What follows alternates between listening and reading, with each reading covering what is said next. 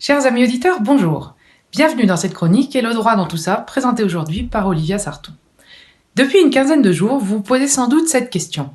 Le gouvernement a-t-il bien le droit de prendre toutes les mesures mises en œuvre en France depuis l'apparition du coronavirus? Sont-elles légales?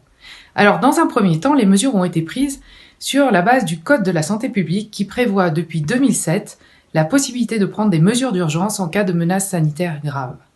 À ce titre, par exemple, le ministre chargé de la Santé peut, par arrêté motivé, prescrire dans l'intérêt de la santé publique toute mesure proportionnée aux risques courus et appropriée aux circonstances de temps et de lieu, afin de prévenir et limiter les conséquences des menaces possibles sur la santé de la population.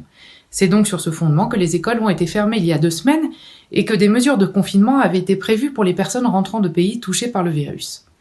Mais cette base légale n'était pas suffisante pour permettre au gouvernement de prendre les dispositions exceptionnelles mises en œuvre à présent.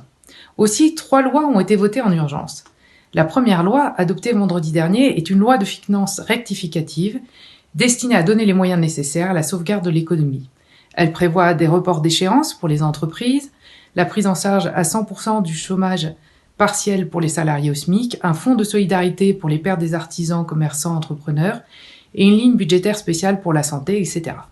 On sait déjà qu'une nouvelle loi rectificative sera nécessaire pour financer ces mesures qui vont impacter le budget de l'État.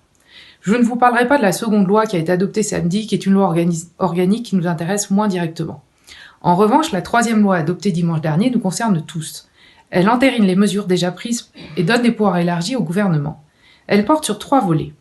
Le premier volet, la loi crée une situation d'état d'urgence sanitaire qui doit être déclarée par décret en Conseil des ministres. Cette situation est normalement d'une durée d'1 mois, mais elle a immédiatement été autorisée pour 2 mois s'agissant de la situation actuelle. Cela signifie que les mesures que nous connaissons aujourd'hui pourraient s'appliquer pendant 2 mois, soit jusqu'à la mi-mai, sans qu'il soit besoin de consulter à nouveau le Parlement. Cependant, si elles ne sont plus nécessaires, il doit y être mis fin sans délai. Inutile de les énumérer toutes, vous connaissez la plupart, comme restreindre ou interdire la circulation des personnes et des véhicules et la sortie du domicile, ordonner des mesures de mise en quarantaine, ordonner la fermeture provisoire des commerces et lieux publics, etc. D'autres mesures sont moins connues, comme par exemple le fait que le gouvernement puisse ordonner la réquisition de tout bien et services nécessaires à la lutte contre la catastrophe sanitaire, ainsi que de toute personne nécessaire.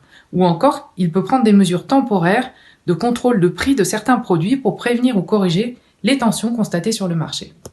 Des sanctions importantes sont prévues à défaut de respect des mesures, amende, voire même peine d'emprisonnement en cas de triple récidive ou refus de réquisition.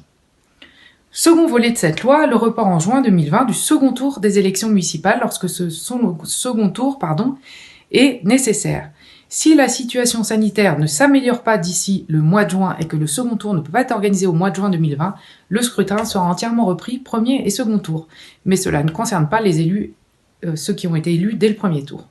Et enfin, 3e volet de la loi, les mesures d'urgence économique.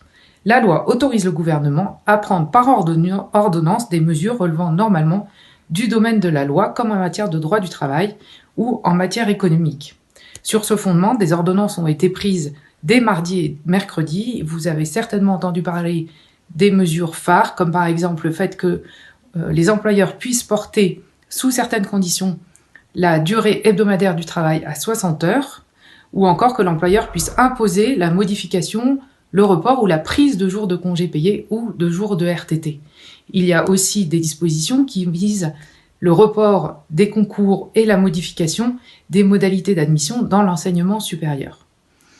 Alors un conseil, si vous pensez pouvoir bénéficier de l'une ou l'autre mesure dont vous avez entendu parler, vérifiez sur les seuls sites gouvernementaux si vous remplissez les conditions nécessaires pour bénéficier des mesures. Ne vous fiez pas aux informations parcellaires que vous trouvez dans les médias. Un exemple, sur les radios, on peut entendre que les parents d'enfants de moins de 16 ans, contraints de garder leurs enfants, peuvent bénéficier d'un arrêt de travail indemnisé par l'assurance maladie. Mais en réalité, cette possibilité n'est offerte que si les parents ne peuvent pas télétravailler. Si le télétravail est autorisé par l'employeur, les parents ne peuvent pas bénéficier de l'arrêt de travail indemnisé, et même s'ils sont écartelés entre 2 temps pleins, leur propre travail en télétravail et le fait de pouvoir faire travailler leurs enfants au lieu et place des instituteurs et professeurs. Alors, avec toutes ces mesures, bon courage à tous jusqu'à la fin de cette situation d'urgence sanitaire. Bon courage à tous les malades et aux soignants, et à bientôt sur Radio Espérance.